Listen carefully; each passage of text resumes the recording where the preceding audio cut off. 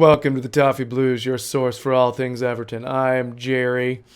Joining me today, I have Thomas of social media and the Toffee Blues website fame, and I also have come back to us, Scotty. Hug, it's Edward. Edward is back. Hello. That's right. He's back after his long vacation in Antarctica. He's back to join us, which is fantastic. It was a bit cold. So extra time. Burnley was a thing that happened. Spoiler alert for those of you who didn't watch the match. We lost. Oh, what? It was 1-0. Lost to Burnley. Yeah, Gutted. I had to admit that out loud. Saying it out loud it's even worse. So Edward, I'm going to start with you because it's been a while. Man. And now I got to watch my language because the kid's here. How can you do that on this segment? You know what I mean?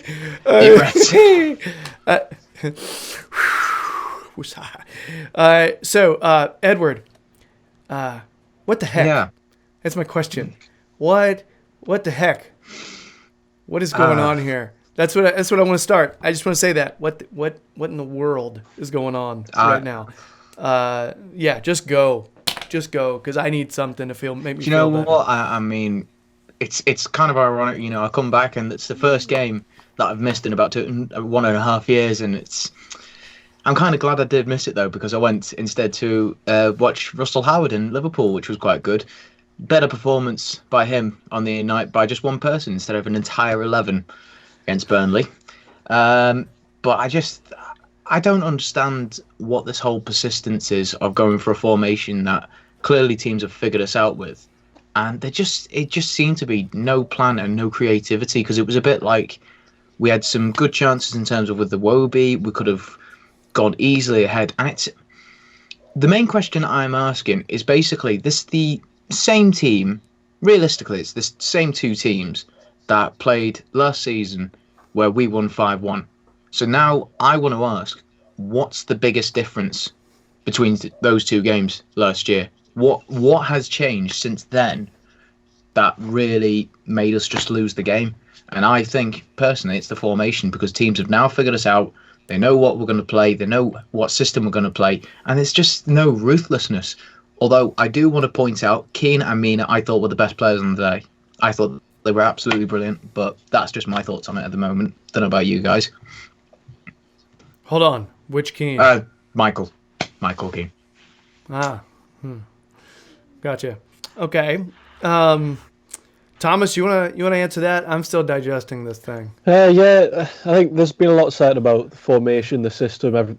Everyone's sick of it. It is quite a defensive formation if you look at it, with two defensive midfielders against a team like Burnley, who we knew were going to sit deep.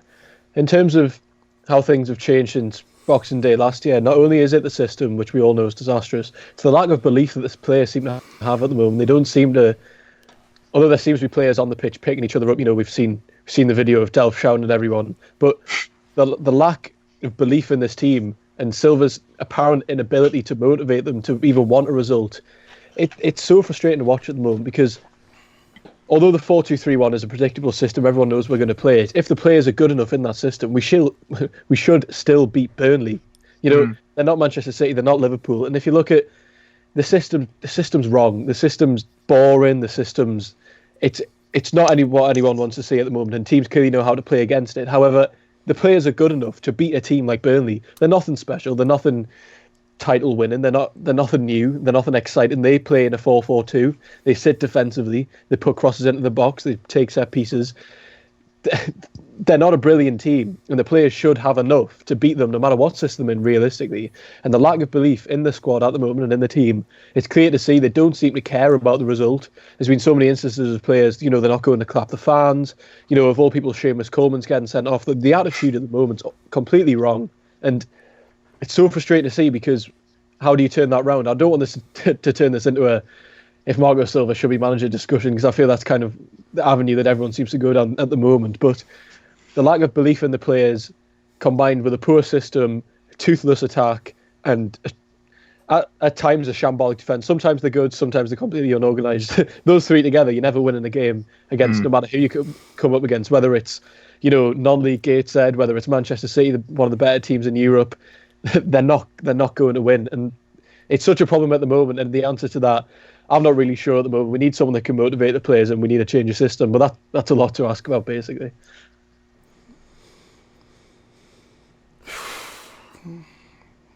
Yeah, it's been pretty frustrating. I'll be honest, because we had some opportunities. Oh, yeah, decent opportunities. Had some opportunities. Yeah. It's I think, and some of them were really high quality opportunities where we just did not finish. First half, I thought for the majority of it, if anybody really should have come away with a goal from the first half, I do feel like it should have been us. I went to my son's junior academy game yesterday, and we easily outshot them by 15. Went to that game, we outshot them. We had way more opportunities than they did. We ended up drawing with them 5-5, okay? Because they would sit there, we would dominate play, and we weren't waiting for the absolute best high percentage shot. We were taking a lot of shots from the sides, but it was when they would get shots, they were taking the ball away, and it was a breakaway, one-on-one with the keeper. All right, so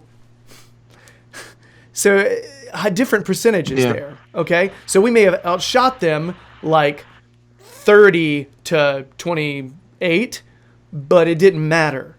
You know what I mean? And so when you look at like the chances, those maps that show you like the different chances, and which ones had the bigger circles and the smaller circles, you know what I mean? Which tells you which ones were higher percentage shots, which ones were shots on goal and all that stuff. XG scored and all that. Those kind of things. It looks like Everton should have won by a lot.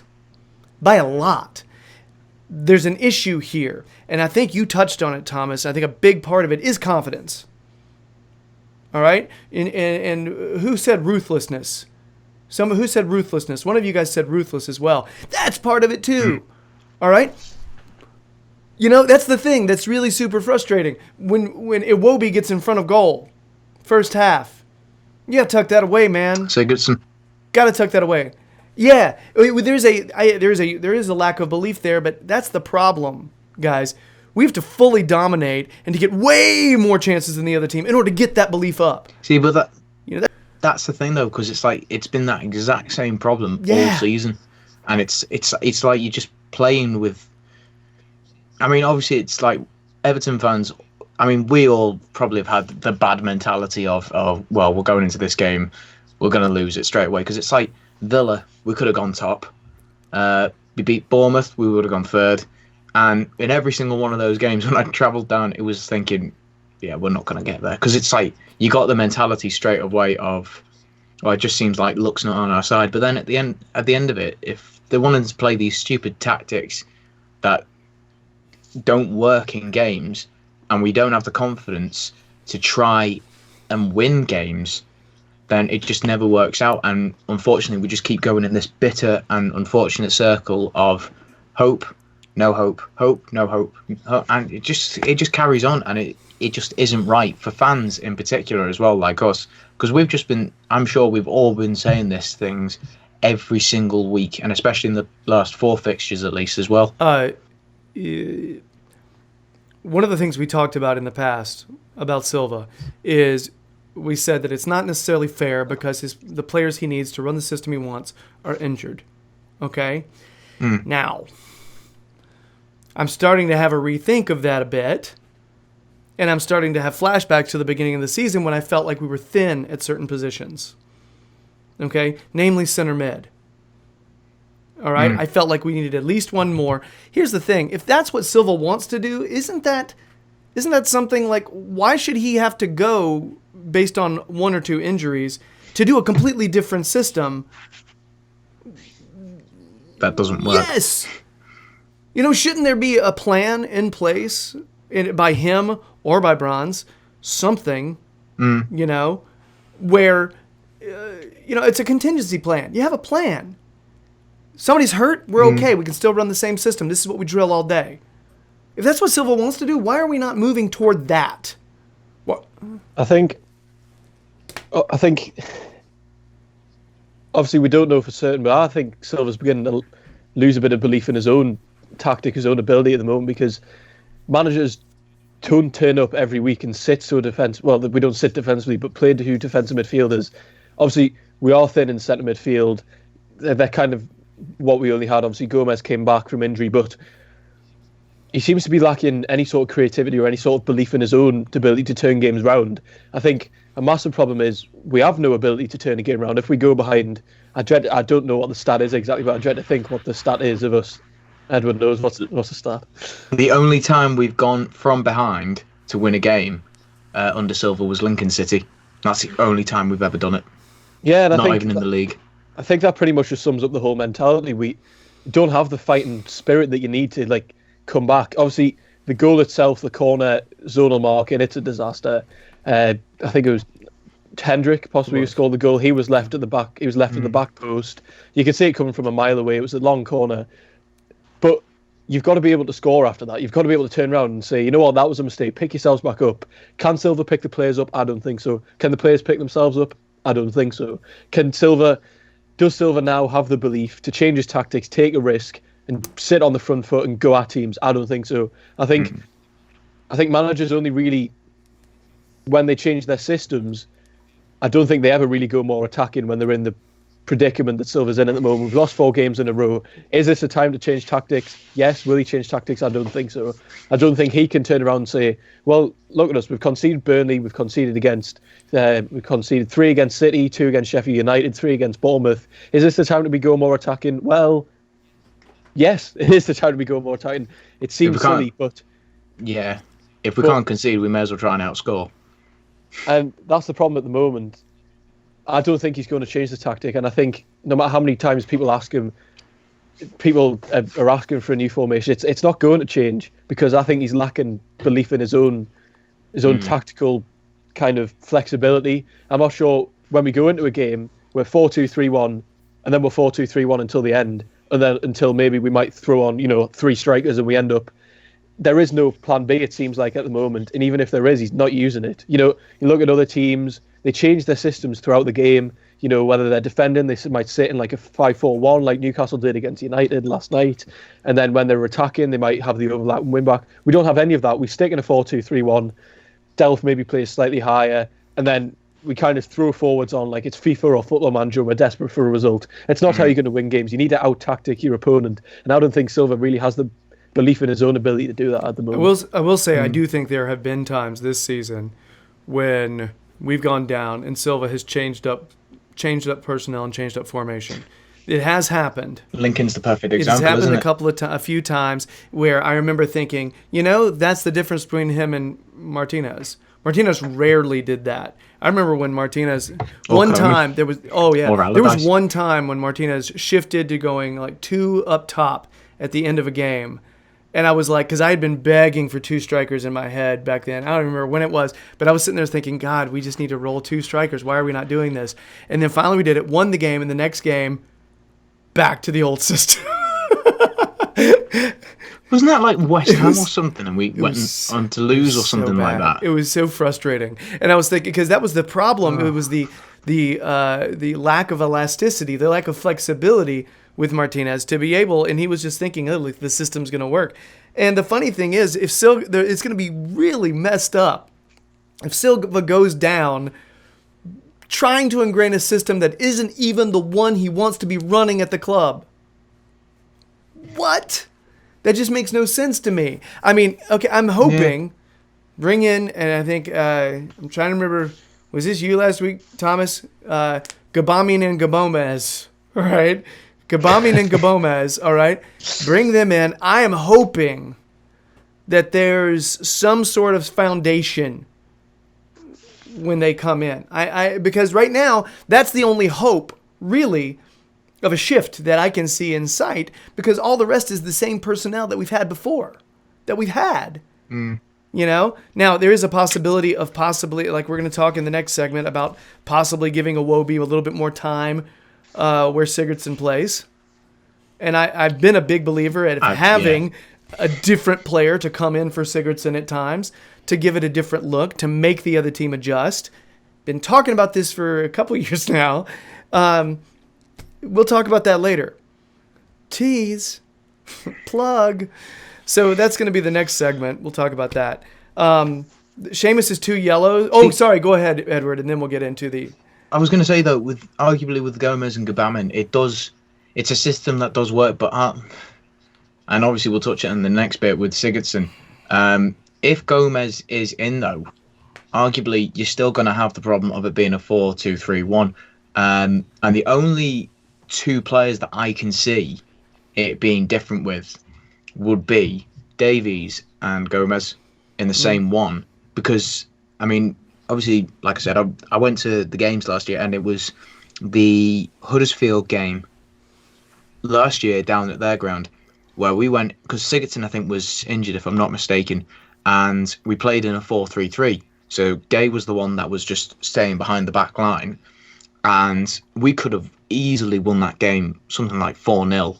Because the system worked so well, but Dean got sent off. We went down to 10 men and we just had to defend. But with Gomez and Davies being these box-to-box midfielders, it works. And then you've got Gay is just staying in front of the back line. So arguably, you need 2 players that are mobile. So maybe that is why he wants to try that system, because we have maybe got some players that will do it, but then there are still some that can't. Like, whether he's going to drop him. The thing that people that I think I read it in that Athletic article that came out where they said the thinking was to run Gabamin, Gabomez, and Delph as the 3. Yeah. So I think that was I'm trying to remember. Is it Paddy Boyland? Is that his name? I think so. Oh no! It was. Was it Greg O'Keefe? Greg O'Keefe. I think they're both Athletic writers now, right? For Everton. I was trying to remember which one it was, but yeah, there's good information in there, and but they were talking about that being the preferred formation, and not being able to do that lately. It just seems kind of I don't know, kind of wrong. The fact that 1 or 2 players being injured throws off your whole system to make you completely predictable the whole rest of the time. Because I mean, Silva's a smart guy. He knows the sport really well. And it's strange that he feels so pent in to do very similar things each game. It's weird to me. I mean, I do think you've got a point there, but also you could say that losing just 1 player can affect a team so badly. It's like, obviously, we've lost Gay. I think that's been a massive thing, and the fact that Gabamin's not available doesn't help either. But then you have teams like, say, City. They've lost Laporte. Obviously, it's been a massive, massive loss for them.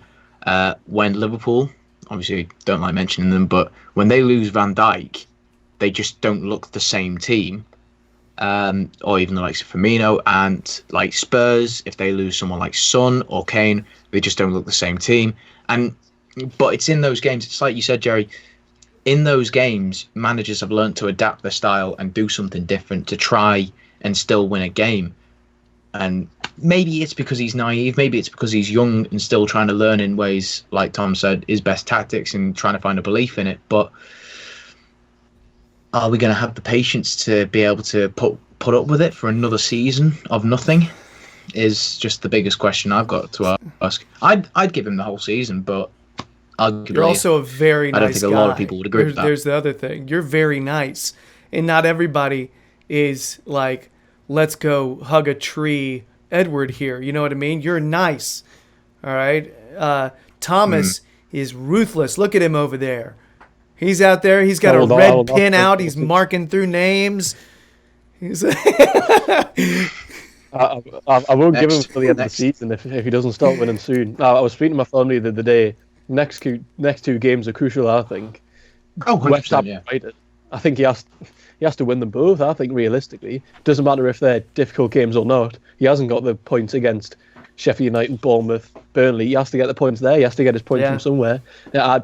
for me, last week I think we were sat here with Terry, and I said, you know what, give him to the end of the season, be fine. Now he's got 2 more games, in my opinion. Give him the international break. He's got 2 games after that, and then if he's not winning them, I think Everton, look what you're doing to this young man.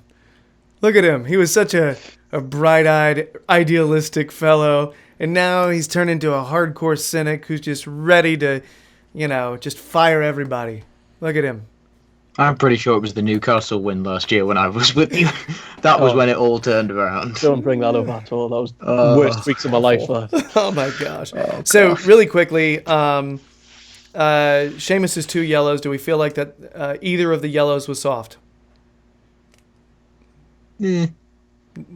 I think a soft yellow is still a yellow at the end of the day. If you can give a yellow, then it's a yellow card. Whether it's, referees sometimes give some leeway on a second yellow, they kind of get away with things. But if he was dumb enough to try and go for the challenge, he's dumb enough to get sent off. Yeah, that's kind of it. If you leave the referee to make a choice, then it's your fault if he gets sent off or not. I don't think you can really make an argument for. Yeah. See that I mentioned that because that was something Silva had said. I know the first one, I watched it and I was like, wow, that looks awful. And I think the fact that it looked so bad was why he got a yellow instead of a red. You know what I mean? Like, it was so bad, but it was really clear he could not pull out of that challenge. Like, he physically could not have stopped himself, and Peters had left his foot out there. And, he felt awful, but at the same time, that doesn't matter. If it's a yellow card challenge, it's a yellow card challenge. If it's a red card challenge, it's a red card challenge. So that one, I felt like the referee almost had an obligation to give him a yellow just because of where he actually caught him. Studs right on his ankle. It looked really bad. Not great. But a player like that, you're already rocking a yellow in a time where it's 0-0. The team needs points. The team needs something. The captain's jumped ship. You got to be careful. There's nothing. There's no reason why he should be getting anything. So that's a thing. We've already mentioned the awful defensive marking on their goal. We've done this thing almost to death. Subs, do we feel like the subs were okay? Yeah. I mean, what can you do? What can you do in those situations? I think Sidibe's deserving a good run of games. However, I do want to mention pretty quickly, if anybody had noticed, but obviously at time of recording it had been announced, that Delph has had to be withdrawn from England duties. That's not good going into the next few games, is it? Oh, did he sustain that from? Was it England training or was it from the Burnley game? I'm not sure. I think a lot of the time with international duties, I think it's normally quite precautionary. If your player's picked up a knock in training at your club, you don't want to send them to a national duty and make it worse. So maybe we'll see him after the international break. But it's Delph. He could have done anything. Let's be honest. Could be out for 6 months. You don't know. Never really know if it. Touch wood, it's not. Yeesh. All right, and we've talked about whether or not we need, if we lose against West Ham, what do we do? That's been mentioned. This is a rough one. This is a rough one because I feel like with Allardyce we had solidarity. We were all holding hands, saying, "Hey, man, see ya." You know what I mean? Like we were all in it, together, walking forward, holding hands. We are the world kind of a feeling. Yeah. But on this one, it's weird. I'm gutted. Why couldn't I do a podcast when it was like Sheffield Wednesday or something when we'd won? I miss these feelings. I miss these feelings of just utter remorse. Yeah, it's rough because you're sitting there at home and you're like, oh, God, I got to record. And I got to somehow vent all this without coming across like a total sad sack. You know what I mean? So it's just the way it is. Hey, this is the life, man. This is the way it works. You support him regardless. I missed it. But sometimes you have to say GTFO. You know what I mean? But right now I still don't know how I feel about this, guys. I don't know if I'm I don't know if I'm given to the end of the season. I don't know that I'm there right now. I don't think I am. I'm going into every game with dread now. That sucks. I hate that. I'd rather be jumping out of a plane than going to an Everton game. Fewer tears with the plane, Edward. Fewer tears. Fewer anxiety, nerves. All right, so that's been our extra time with Burnley. Yeah. Just a disappointed shake of the head. That's all we have. We trusted you. It's like that. All right. So, if you've been digging the videos, please subscribe to the Toffee Blues YouTube channel. We sincerely appreciate it. If you want more Thomas, and who doesn't, check out his Twitter profile. You'll be able to tell when and where he's going to be. He will show up on the Toffee Blues website, where he does player ratings and analysis and all kinds of stuff. But he also sometimes does the social media feed. He'll live tweet some of the matches and whatnot. So yeah, that's what the guy looks like. Yeah. And also, if you want more Edward, well, one of the things you can do, check out his Twitter feed. You can see his thoughts on life and love. But also, if you check his pinned tweet, there is a link to a fundraising campaign. He did a jump. He did a jump from a plane for charity. So check out that link if you'd like to give there. That's our plug for Edward. All right? Cool. Thanks so much, everybody. We're going to go and we're going to talk a little bit about Sigurdsson. All right. Bye.